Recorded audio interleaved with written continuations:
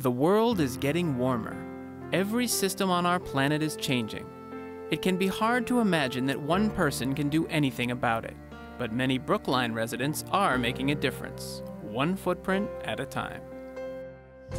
Cynthia Snow may just have the lowest carbon footprint in Brookline. I'm fortunate that the way I choose to live results in a low carbon footprint. I haven't had a car for 30 years because in a city like Boston it can be a liability. I love not having the responsibility of fixing a car or parking a car or driving a car. Wherever we need to go in Brookline is close enough for a bike. We even got our Christmas tree by bike this year. Life isn't harder without a car, it's easier. At a young age, Cynthia developed a deep appreciation for the environment. When I was growing up, my mother was involved in an environmental group in St. Louis. We also had a tree farm out in the foothills of the Ozarks. And so from a very early age, I had an appreciation of the natural environment and of the effects of humans on that environment. Today, Cynthia shares her passion for the environment and for biking as chair of Brookline Bicycle Advisory Committee. The committee works very closely with the Transportation Board, which appoints us, and the Department of Public Works to make improvements like bicycle lanes. Brookline Bikes Beacon is the committee's biggest event.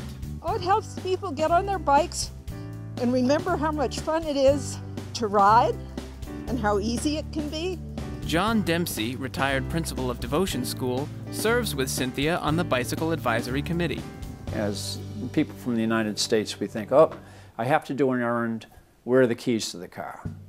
Brookline, there's so many things that are convenient for walking and biking around Brookline. So if we could take a map of Brookline and stick a compass in exactly where your house is and set it for a half-mile radius, and then just make a vow to yourself, I'm going to walk or bicycle or take public transportation within that half-mile radius. While he was principal, John got the whole school into recycling. He brought that passion to the Solid Waste Advisory Committee as Recycle Man. I thought, well, as the Solid Waste Advisory Committee, we should be in the Flag Day Parade. It's a community event. We can publicize our mission that way. I don't mind being a ham or embarrassing myself as long as I have a mask on. I'm fine with that.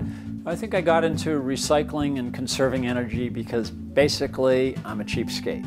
That's the way my mother was. She used to send us around the neighborhood with our little red wagon every once in a while to collect the deposit bottles. You know, we'd have a cart full of bottles and we'd take them down to the store and get like 26 cents.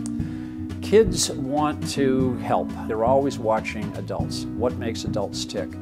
So if adults are into recycling and trying to improve conditions in the earth and the environment, you know, they're watching and they want to do the same type of thing. How can we help? What can we do? Helping others has always been the mission of the Brookline Community Foundation. For years, the organization has been making Brookline a better place to live, supporting cultural institutions, seniors, and families in need. If you actually take all of the good work that the BCF has done over the last 140 years and you compare it to other buildings, the square foot per good work far outweighs any other building in Brookline. The foundation's building was in serious need of an upgrade and an energy makeover. It was clear that the work could not be done without the community pitching in. In 2009, Climate Change Action Brookline challenged Brookline's businesses, nonprofits, and residents to become more green.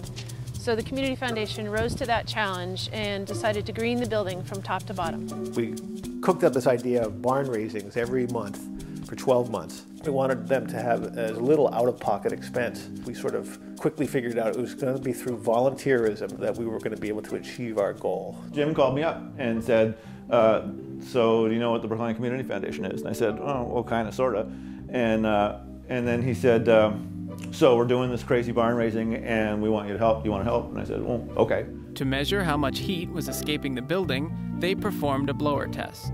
We couldn't get any kind of negative pressure. When you run into a building where you can't actually get any pressure at all, it's akin to having a building with no roof. The entire basement was full of old furniture and all kinds of stuff that collects in a basement over 100 years. There was a dirt floor, and we knew that we had to dig down the dirt floor 6 to 8 inches in order to pour a concrete slab. When the call went out for help, the response from volunteers and businesses was incredible.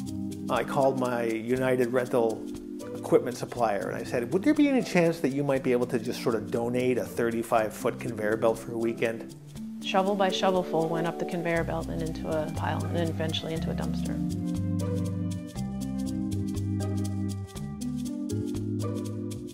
We took each of the windows and brought it up to just basic functionality, pressing closed, pressing against the window stops, going up and down freely, locking and being sealed. Over the course of a year, the team insulated the attic and basement, poured a new foundation under the extension, and installed a state-of-the-art boiler.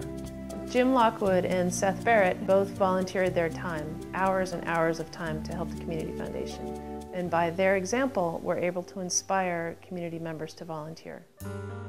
What was great was we didn't really know if people were going to show up month after month after month.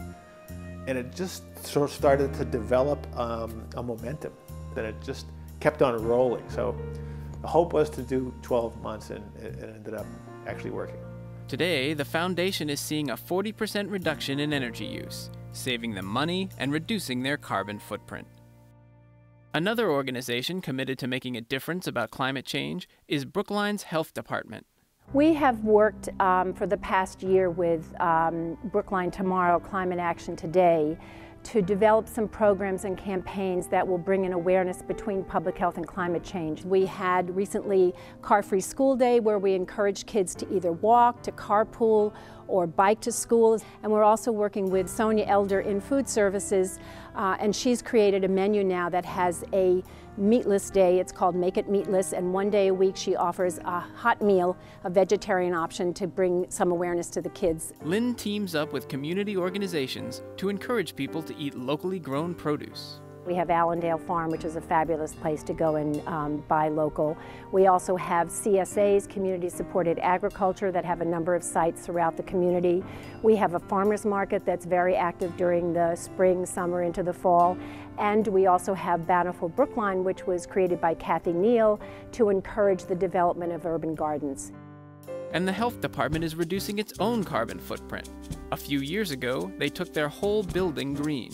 Behind me you can see the headquarters of the Brookline Department of Public Health, the first green building in Brookline. The 50-year-old building with its antiquated systems was slated for an upgrade in 2006. We had $4 million appropriated in the capital improvement budget for the purposes of renovation. We could take advantage of a project that was already funded and just add an additional funding element in order to make it a green building. Though some in town were skeptical about turning the building green, Alan reached out. Alan Balsam has a very inclusive style. As a result, when he began his work to promote a green building, he was able to tap into a lot of the other departments and work with them to convince them that this was the way to go. Architects designed every feature in the building to save energy and preserve resources. Attractive and sustainable building materials were used wherever possible, such as cork flooring, bamboo finishing, and agrafiber shelves. Double-glazed windows keep the heat in during winter and the cool in during summer. Glass walls allow natural light to illuminate rooms and hallways in the daytime, while low-energy, high-intensity bulbs on motion sensors further reduce energy use. Low-flow faucets and toilets save water, and showers encourage people to bicycle to work. One of the centerpieces of the green building is the 25-kilowatt photovoltaic array that you see clearly on the roof of the building. And you'll notice that the solar panels are oriented in such a way that they can be visible from throughout Brookline Village. We did that on purpose because we wanted this to be a beacon to inspire people to look at alternatives to conventional energy production. One of the first scientists to make the connection between health and climate change was Brookline resident Paul Epstein. Paul's work has brought international attention to this important issue. Today, he directs the Center for Health and the Global Environment at Harvard Medical School. We do courses in medical school. We do courses in Washington for legislative aids.